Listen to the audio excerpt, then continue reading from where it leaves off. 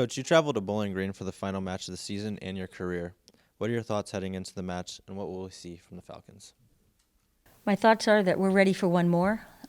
Regardless of how tough this season has been, we've learned in every instance of every game, of every match. And so it's good. And I'm looking forward to traveling with the team one more time and having some fun and really trying to get after it at BG.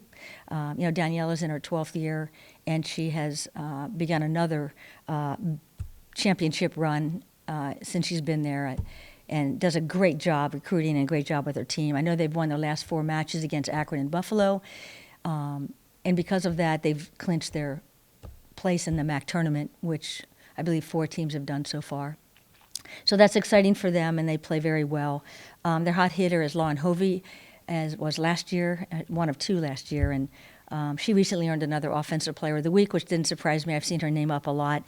And so what a great challenge to be against her and try to dig and stop her along with the rest of the team. But we're looking forward to that. Felt like when we played them here the first time, they played very well. We did not. I didn't think we played into what we were capable of doing.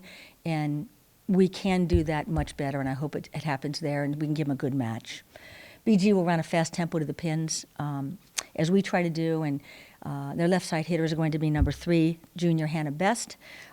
She could be hitting for number 9, who I believe may have just gotten hurt in the last 2 matches. We're not sure. But if 9's not in, it would be this junior Hannah. And number 8, another junior, Kat Manley. She's a second on the team with kills per set. Has a nice arm and can hit a lot of different angles. And, we've been working hard to how to defend both those hitters. I expect a 5-1 offense again with their senior setter. Her number is 5. Her name is Jaden Waltz. And she's accurate to the pins. As I mentioned before, she's going to run a quick offense, and especially back to Hovey, whether they're in system or out of system, she tries to do that, and she will utilize the back row attack as well. So that'll be fun and challenging. We've seen that from a lot of teams. It's just that this team often does it a little bit better, especially when they play at home. Number 14, Lauren Hovey, their right side. She's obviously their go-to. She has 3.84 kills per set, and teetering on that 4 kills per set is pretty awesome for a right attacker. Powerful attack, different angles, can hit down in front, can hit corners, can hit line. She's just very versatile, and it'll be a challenge for us to stop her, but we're really looking forward to it. Their middle attackers are number 16, senior Alex, I believe it's pronounced Matilli. She's experienced. She shows it in her game. She's attacking 318, and I think she's a good blocker. Freshman Helen Wilford is the youngest player on the court. Number 18, I think I mentioned. She's got good size as a blocker. She might be 6'2 or 6'3, and runs a good offense in front of the center.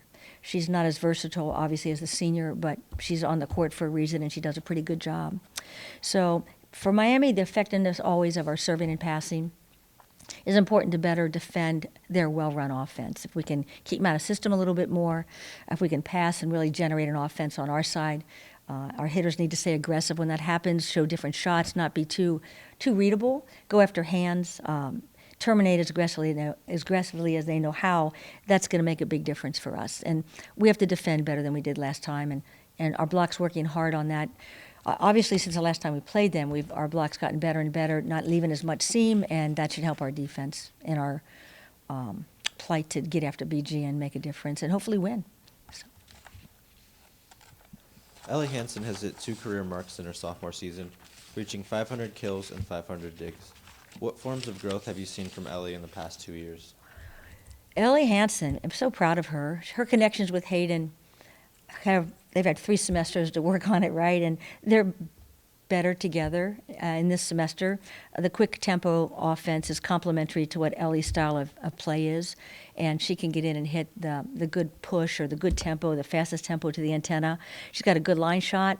She's got a great line shot. She actually will hit it sometimes straight ahead or curving her hand.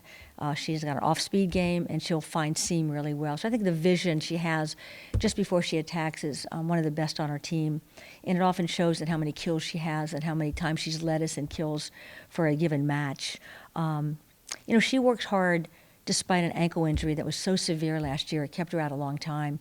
And I know it still bothers her. And I just bring that up because she plays through it, and we're careful with her on that. But she's just really gutsy, and she's willing to play on it as long as our trainer knows she's taped well.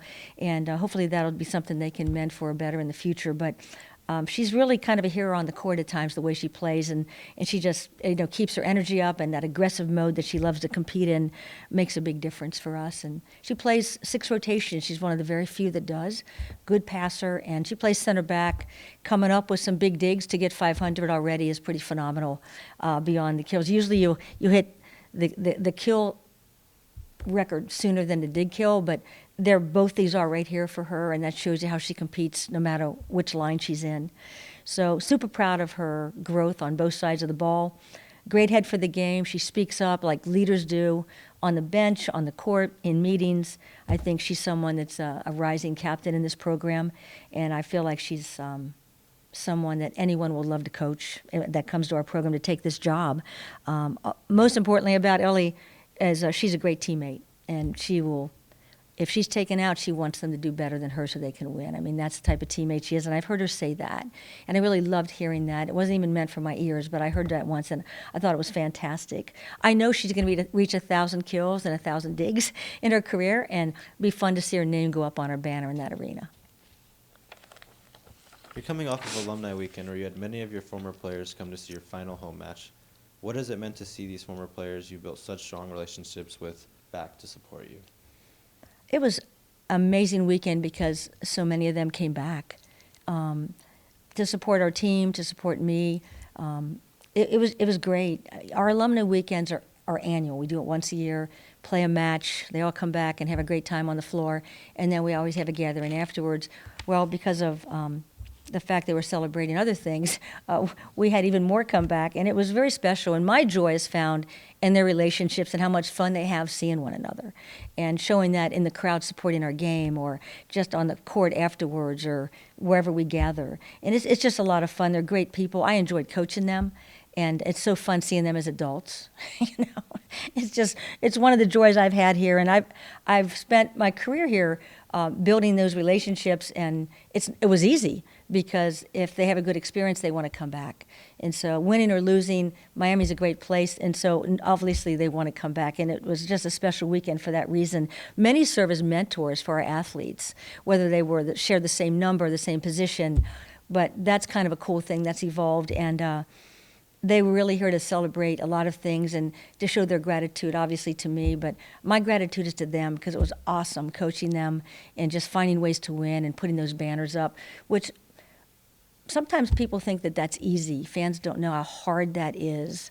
There's even more pressure on teams when they're repeating those championships, as we've seen Bowling Green do recently in Ball State, right? And so I just remember what we go through together and how we still pull things out, and it makes it really special. And we can talk and laugh about some things all night that had nothing to do with winning, that even makes the night more fun. So just want to thank my alums because they've been awesome all these years, and I know they'll keep up their support of the program, and the next coach, I believe, is going to be very lucky because of that. What else could I say about that? When I first came to Oxford, my friend Darcy Shriver said, "Oh, you'll love the small town." I'm from Cincinnati. I didn't know what that meant. I'll love a small town, right? And she was right. She was absolutely right. And I thought, all these people that are here this weekend, that's a small town. You see each other at the university, in Kroger's, at the park.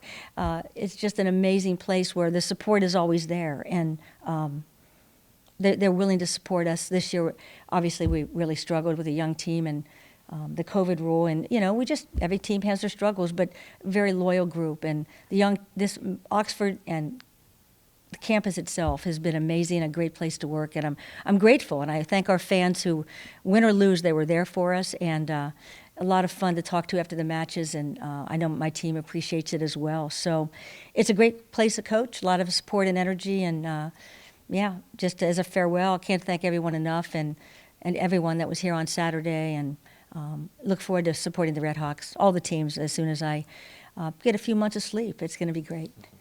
Love and honor.